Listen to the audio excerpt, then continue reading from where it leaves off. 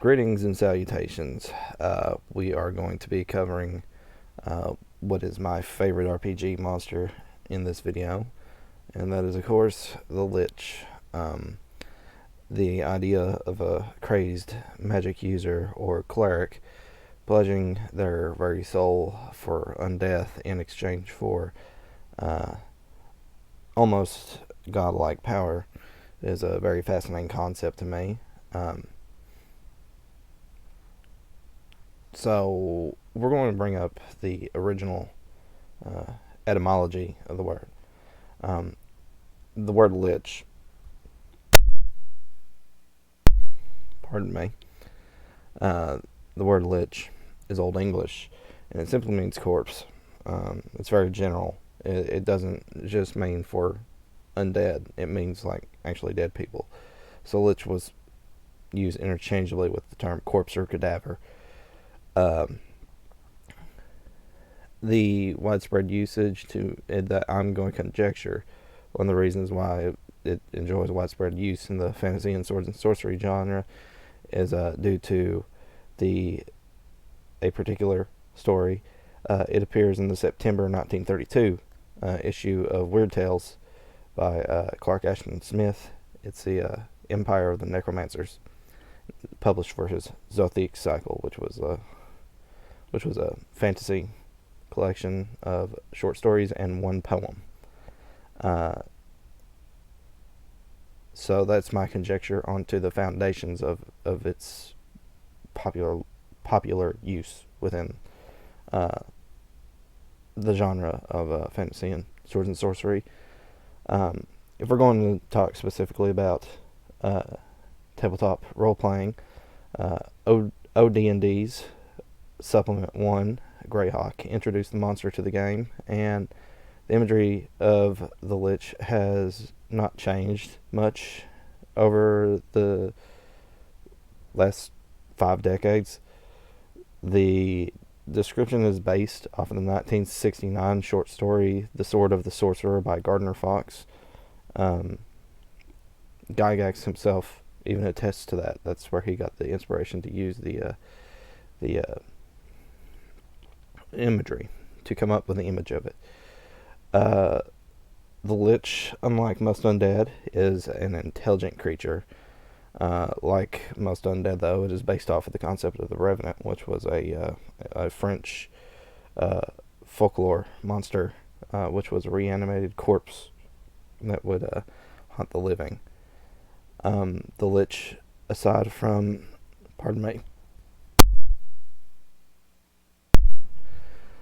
the intelligence and its magical abilities, can be, depending on what rule set or setting you're using, differs from other undead by the method it uses to achieve its undying status, and that's usually through the use of a soul artifact of some kind.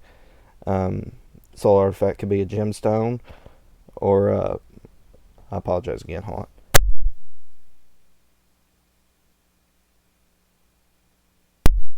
Anyway, soul artifact could be something like a gemstone or a device that is called a phylactery. The concept of a phylactery may or may not be based on the real world phylactery. It's hard to say. I can definitely try to make that fit with some kind of interpretation.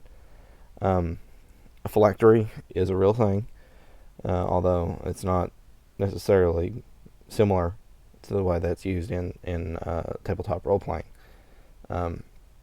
It is a set of small black leather boxes with straps. It's present within Christianity and Judaism.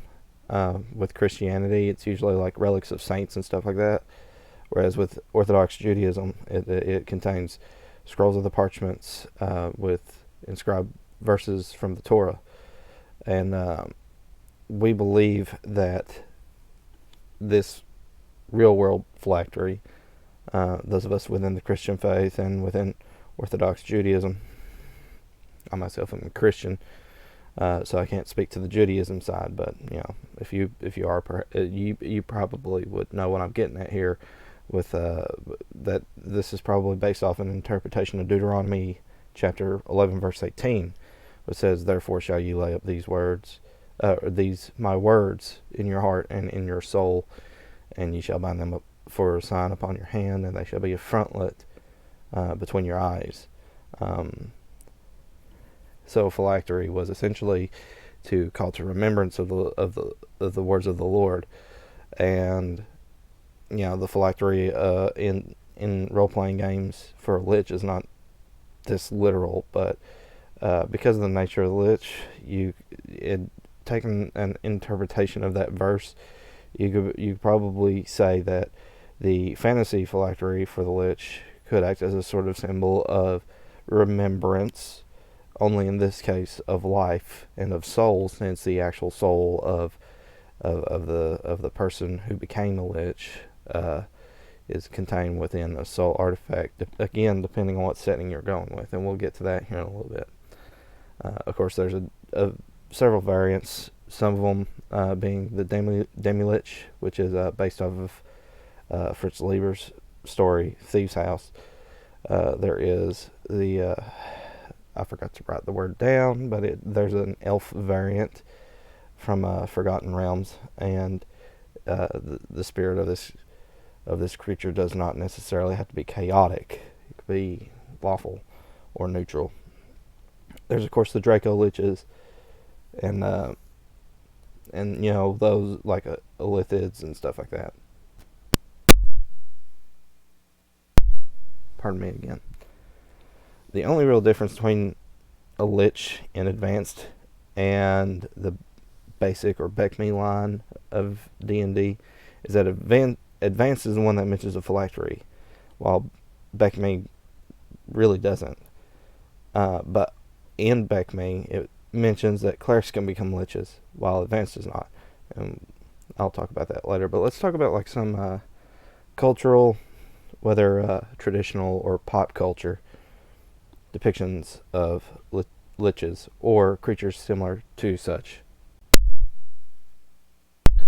Again, I apologize for muting my microphone over and over again. I'm sure that's getting annoying. There is a Russian story called Tsarevich Peter and the Wizard. In this story, Peter's mother has been kidnapped by Kochki, the Deathless, an immortal and powerful wizard. In order to kill him, Peter must find his soul, but it's kept inside of a needle, hidden inside an egg, hidden inside a duck, hidden inside a hare, hidden inside an iron chest, buried under an oak tree on an island in the middle of the ocean. So, the concept of the soul artifact coming into play here. The term Lich, as previously mentioned, was used in many stories, but most notably Clark Ashton Smith's. However, Smith's contemporary and pen pal H.P. Lovecraft used the term in his story The Thing on the Doorstep in reference to Ephraim, a body-snatching sorcerer who could also keep a corpse he inhabited animated long enough to seize a new body. There's some conjecture we could take here in further examples, especially within Tolkien's universe. Sauron from Lord of the Rings could be an example. He's not really undead, but his essence is imbued to the ring, and as long as it's intact, he lives.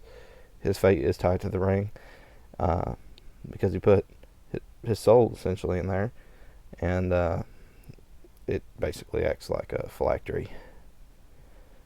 The ring wraiths, you'd probably be surprised that I would even consider them. But to be honest with you, if we were going to take the advanced D&D interpretation of a lich, the wraiths are more closer to liches than they are wraiths. The Nazgul's soul isn't stored into its ring. They are bound to the earth. They are bound to the earthly plane by it. So it essentially serves the same function.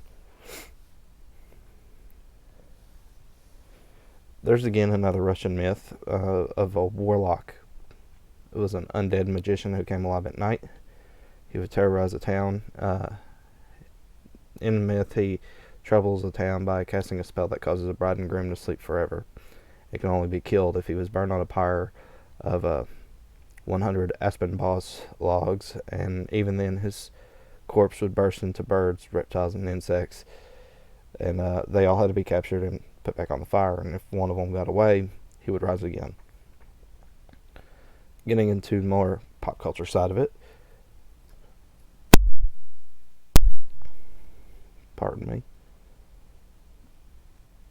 but getting into the more pop culture side of it, Dark Souls 3, the video game, in case any of y'all are into that, has the boss fight of High Lord Volnir,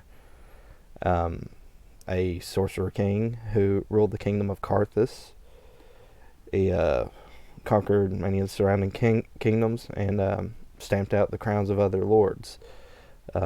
He encountered the Abyss, which is a recurring theme in the Dark Souls series, and tried to harness the power for himself, but like everybody before him, it consumed him, so he killed his clerics.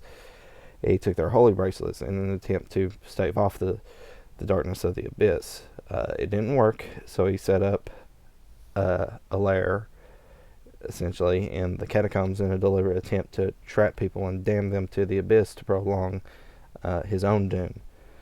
He's a gigantic skeleton, although his lower half is not seen in the boss fight. It looks more like a giant skeleton crawling out of the darkness. You reach the boss fight by interacting with a skull chalice, and essentially houses his essence, almost like a phylactery. The easiest way to defeat him is destroying the protective bracelets that he has on his person. They have hitboxes. You destroy them. That's essentially the boss health. And when they're broken, the Abyss drags him into oblivion. And so that's another thing that could be interpreted as a phylactery. Pardon me again.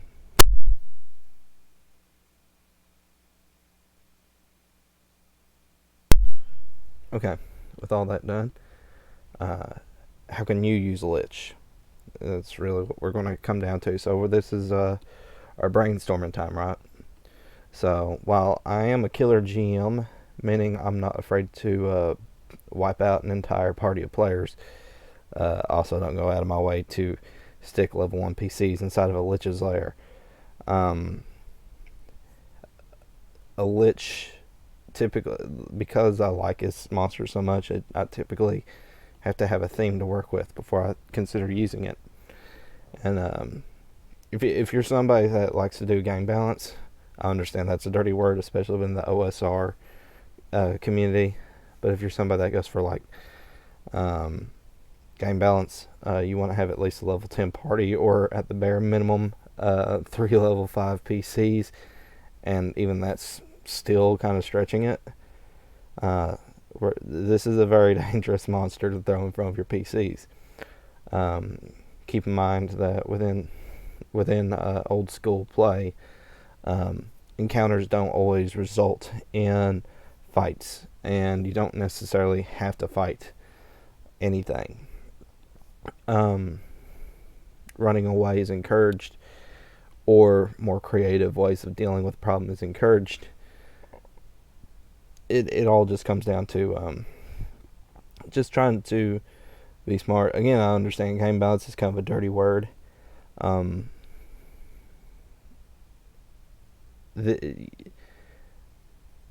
just kind of, again, I usually work with a general theme for the dungeon or location of my players because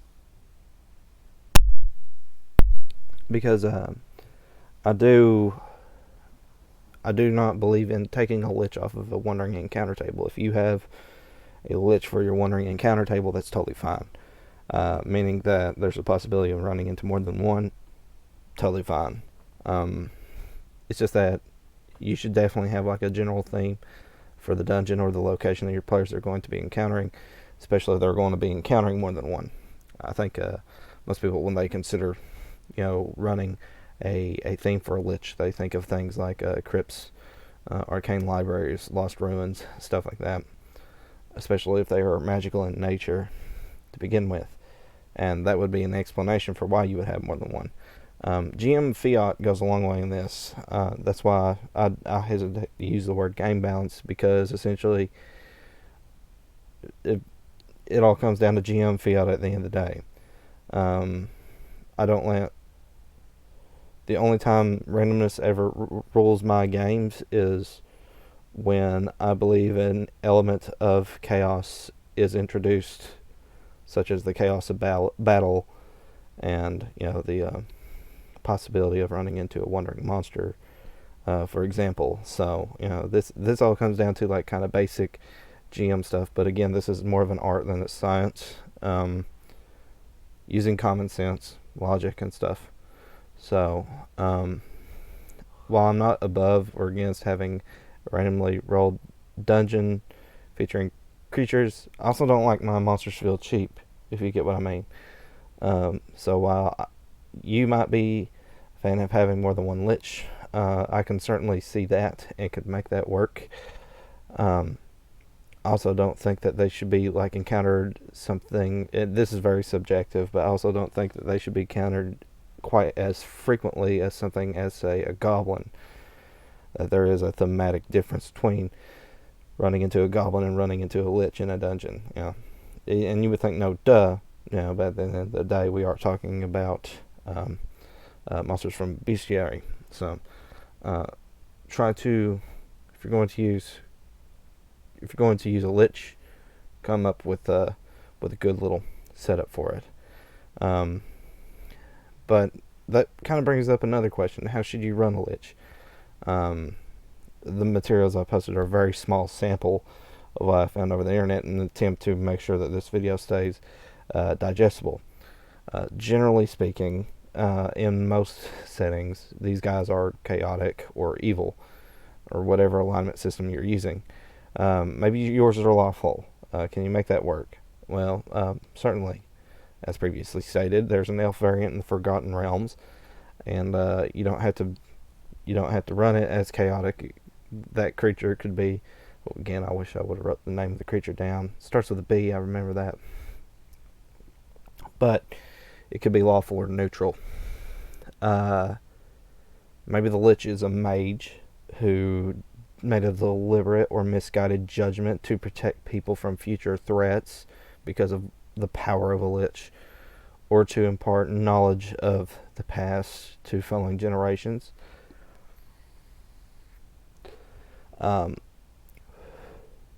Personally, I favor the evil ones that have gone insane through generations of centuries of undeath. I understand that that's not a new or novel concept. Often simplicity is the rule and not the exception. There's a reason why the crazy evil undead Lich has worked, although I'm not above trying to play around with the concept, hence why we're having this brainstorm, right? After all, it is your game. You don't have to run it the same way I do. But the idea that the soul is immortal but the mind is not is a very interesting one to me. The concept of insanity due to an unnaturally long life. Again, it's not a new concept, but simplicity is often the rule and not the exception. But perhaps let's even take that concept and say that your Lich lives and keeps his mind, right? That would be a new thing to some degree. What would preserve his mind, right? Some ideas to come up with due to what a Lich is. You can tie them together very close with necromancy, because a Lich being undead and necromancy being undead magic. In fact, it comes from a Greek term, necromancia, I believe was what it was called, which literally translates to dead body divination. A Lich obviously is tied very close to that kind of concept. Those of you that watched my first BFRPG video, where I talk about Usfer the Forsaken, he was a necromancer that was undergoing metamorphosis into a Lich. He was, I took the Zombraer from the because this was pre 4th edition basic fantasy. So, 3rd edition, I still have my 3rd edition books. Anyway, the field guide has a Zombraer and a Skeletor, and I made this dude a Zombraer, and decided that for my world, this was like a metamorphosis process, like a caterpillar going to a cocoon, going to a butterfly. So, him being a Zombraer was kind of on that step. If I had to redo this again and run Usfer again, which I do plan to do, he's going to be a full-fledged Lich. It was a fun idea to play with. Some very popular ones in media that we can think of, especially within tabletop role playing. Obviously, Vecna and a Sirak.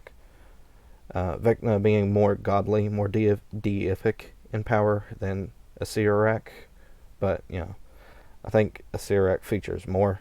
People know more about a Sirak than they do Vecna, but both are really cool. Personally, my favorite Lich, and you're gonna laugh, is Skeletor. And you're probably gonna laugh and say he's not a Lich. Well, think about it. He's a revenant, or he's undead. So similar to the concept of a revenant, and he possesses sorcery and might. In fact, he's a big bad guy. Perhaps your Lich could be a mixture of a fighter mage. Play around with this idea. Your game does not have to be constrained to simply what's in the books. The books should simply be to help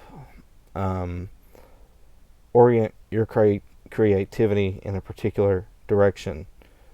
But at the end of the day, even Gygax said that the secret that they didn't want anybody to know was that you don't actually need books to run a game. So, and that's true. There's plenty of Let's Plays out there that where the GM doesn't use books at all. But aside from that, let's play around with a few more ideas before I get done. The difference between Advanced and Beckme Liches was that Advanced mentioned the phylactery, and Beckme didn't, but Beckme mentioned a cleric being able to become a Lich, while Advanced didn't. Take both of these ideas. I mentioned the fighter mage a minute ago. What is a cleric but a fighter mage? So there you go. You can have a cleric Lich. If you think that is something that's easier to make work as a mechanical monster, right? I know that the Rule Cyclopedia, my copy of the Rule Cyclopedia, mentions that. Something else to bring up. Even the phylactery itself is based off of real world religion. So from Orthodox Judaism and Christianity, with the concept of the phylactery. So definitely play around with that idea. You can make that work for a cleric. Who better to make that work for than a cleric? The tale that I mentioned earlier, Tsarevich, Peter, and the Wizard. You can run an adventure where the goal is to destroy a Lich, but obviously the Lich is going to be too powerful for your players. But they find a map that leads to the phylactery, but now they must go on a journey over land, a long perilous journey, to find the Lich's soul artifact. Playing this creature intelligently, if you are going to use the concept of phylactery, you should of course be intelligent about it. So like, if you were a Lich, how would you protect your phylactery? You know what I mean? Like, try to come up with any way possible that you could keep it going. I'm a big fan of The Thing on the Doorstep by H.P. Lovecraft. Lovecraft being one of my favorite authors of all time. I know that's not exactly. I know everybody says that, but The thing on the doorstep with Ephraim, you know, maybe your Lich possesses people. A body jumping sorcerer that can keep a corpse inhabited animated long enough to seize a new body. So maybe your Lich is not necessarily, maybe he doesn't need a phylactery. He uses the corpses of the slain and carries on as them, also walking among the living until he finds a new body to inhabit. Of course, if you want to play more straight high fantasy, Sauron and the Ring Wraiths are another good example. Really, they're more straightforward. I don't think I need to explain that. Again, Tolkien, one of my favorites of all time. I don't believe, I don't believe that that's going to be a shocker to anybody, because I know everybody says that. But that's something to consider. And of course, that one Russian myth where perhaps you don't need to look for a phylactery necessarily, but if let's say, similar to a vampire turning into bats, the Lich turns into all these creatures, and now you have to destroy these small creatures to make sure that it is totally dead. And there you go. That'd be an adventure in and of itself. Although I would imagine that would require a lot of bookkeeping, but it's a good idea to start from. I mentioned High Lord Volnir from Dark Souls 3. This one is more straightforward in terms of combat. So, like, if you stick your characters in combat with the Lich, maybe in order to make the fight easier or more survivable, you put the phylactery or whatever the weak point of the Lich is going to be in the middle of the fight somewhere, hidden from view. Maybe your players encounter the Lich in its lair, and its phylactery or whatever could be a series of phylacteries, right? Maybe that's hidden away somewhere in this room, and you have to really dig for it. But these are just some things to work off of. I've spent going on about almost a half hour talking about this creature, because it is, of course, one of my favorites. But you've listened to me ramble on for long enough. I appreciate it, and I'm going to close it out just with some food for thought for y'all. So as always, guys, take care. God bless. I'll see you on the other side. And thank you for all the subscriptions I've gotten. I appreciate it.